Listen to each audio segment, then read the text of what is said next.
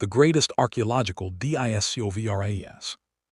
What if I told you that this year, 2026, archaeologists have pulled a 2,000-year-old war trumpet out of the English soil, proven that Stonehenge's most mysterious stone was dragged 700 kilometers across an entire country, and uncovered a hidden Byzantine monastery buried under the sands of Egypt?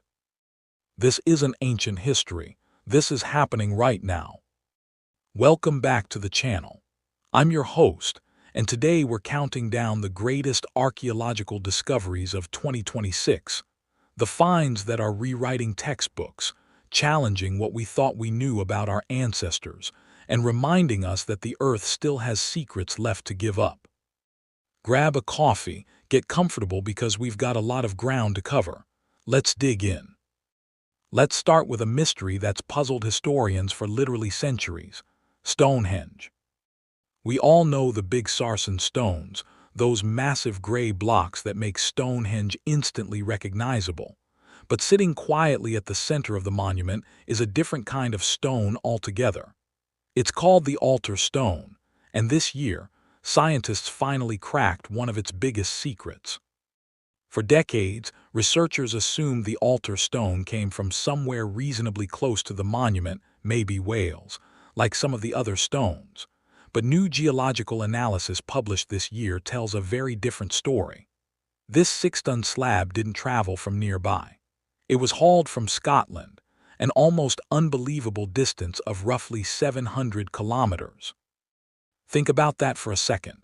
No wheels, no modern roads, no draft animals bred for heavy pulling like we'd use today. Just Neolithic people, ropes, timber, sheer will, and probably boats for at least part of the journey. What this means is staggering. It suggests that Stonehenge wasn't just a local monument built by a small, isolated community. It points to a network, alliances, trade routes, and coordinated labor stretching across what is now the entire length of Great Britain. Someone had to convince entire communities, separated by hundreds of kilometers, to cooperate on moving this single stone. This discovery doesn't just tell us about a rock. It tells us about the social fabric of Neolithic Britain, a level of organization and connectivity we didn't think was possible 5,000 years ago. Next, we're heading to the English countryside, to the county of Norfolk, for a find that sounds like it's straight out of an Asterix comic book. Buried in the ground for around 2,000 years was a hoard from the Iron Age, and the centerpiece is nothing short of extraordinary: a near-complete bronze Carnyx. If you don't know what a Carnyx is, picture a war trumpet several feet long, shaped like the head of a roaring animal, held vertically so the sound would blast out over the heads of soldiers in battle. These instruments appear in Celtic art and Roman accounts, but finding one in this condition, largely intact, not just fragments, is exceptionally rare. Alongside the Carnyx, archaeologists found a bronze standard shaped like a boar's head, likely mounted on a pole and carried into battle as a symbol, similar to how a regiment might carry a flag. Together, these objects paint a vivid picture of Iron Age warfare in Britain, not as some vague, disorganized tribal skirmishing, but as something with real ceremony, symbolism, and psychological theater. Imagine the sound of multiple Carnyxes blaring across a battlefield, animal heads glinting, boar standards raised. It was as much about intimidation and identity as it was about weapons.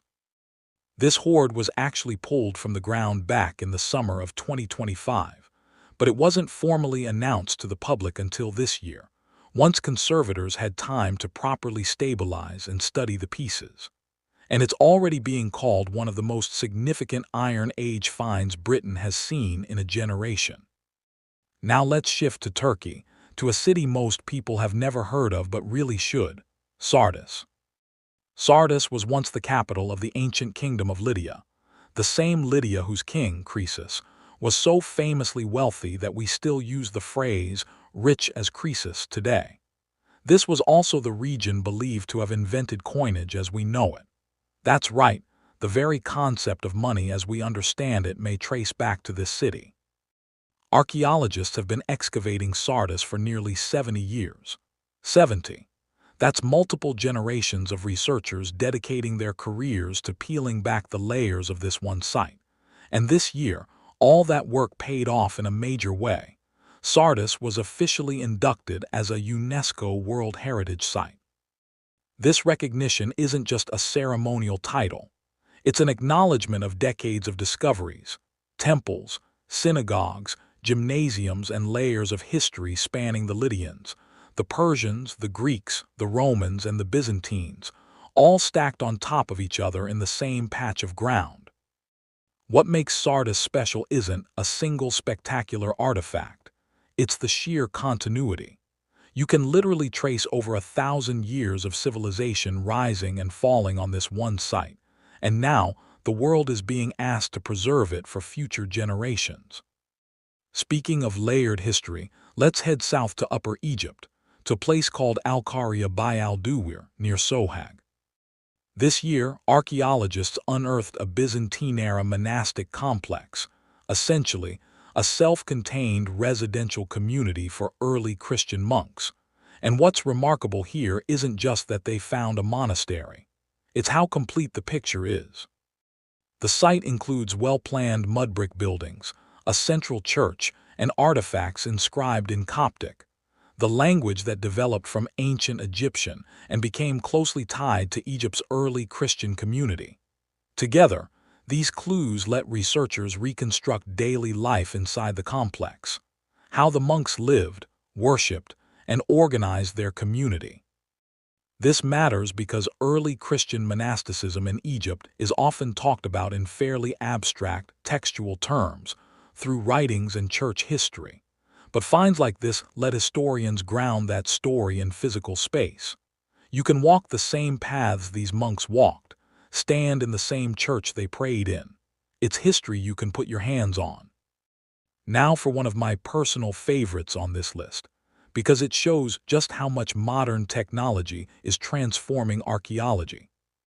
In the Choco region of eastern Panama, researchers used LIDAR, that's light detection and ranging, a laser scanning technology that can see through dense forest canopy, to map the ground beneath one of the thickest, most impenetrable jungles on Earth. And what they found was human modification on a scale that simply wasn't visible before. Traces of settlements, pathways, and land use patterns, all hidden for centuries beneath layers of tropical growth. This is part of a much bigger trend in archaeology right now. LIDAR has already rewritten our understanding of the Amazon, revealing that so-called untouched rainforest was in many places actually home to complex, organized societies, sometimes with populations far larger than previously assumed. Panama is now joining that story. It's a great reminder that some of the biggest archaeological discoveries today aren't happening with a shovel. They're happening with a laser, a drone, and a laptop back at the lab. This next one is not for the faint of heart.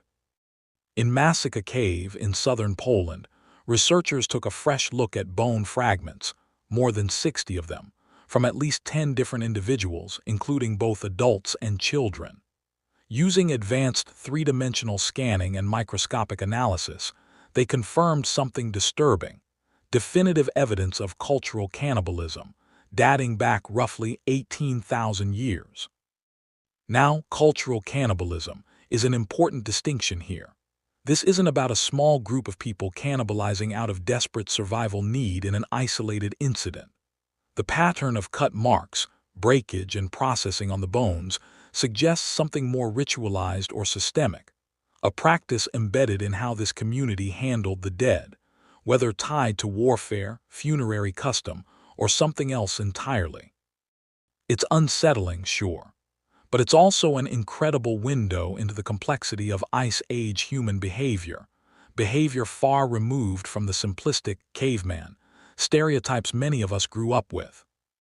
Let's lighten the mood slightly and head to Australia, to a site called McGrath's Flat in New South Wales. Technically, this leans more into paleontology than archaeology, but it's too remarkable not to include. Beneath ordinary-looking farmland lies the fossilized remains of an entire lost rainforest ecosystem, dating back somewhere between 11 and 16 million years. What makes this site so extraordinary is the preservation method. These fossils aren't locked in typical stone, they're preserved in iron-rich rock, essentially rust, which has captured details in astonishing clarity. We're talking about delicate structures like insect wings and feather barbules preserved well enough to study under a microscope. Sites like this are rare because normal fossilization processes tend to crush or dissolve these delicate details over millions of years. McGrath's Flat is giving scientists a near-photographic snapshot of a world that vanished long before humans ever existed. And finally, let's close things out back in Egypt, where the 2025 to 2026 excavation season has been described by many in the field as one of the richest in recent memory. Among the highlights, continued work in the Valley of the Kings tied to the 18th dynasty, with inscriptions and funerary imagery helping researchers refine the succession history of one of Egypt's most powerful royal lines. Elsewhere, near the site of ancient Oxyrhynchus, researchers have been working through newly uncovered papyri, fragile written records that are slowly reshaping our understanding of daily life, religion, and administration in Greco-Roman Egypt. Egypt has been yielding secrets for over 2 centuries of modern archaeology, and yet, somehow, it never seems to run dry. So there you have it, from a stone dragged across Scotland, to a war trumpet buried for 2 millennia, to fossils preserved in rust on the other side of the world. 2026 has already proven to be an incredible year for archaeology. And honestly, we're not even halfway through it. Who knows what else is waiting under the ground, under the ocean, or under the jungle canopy?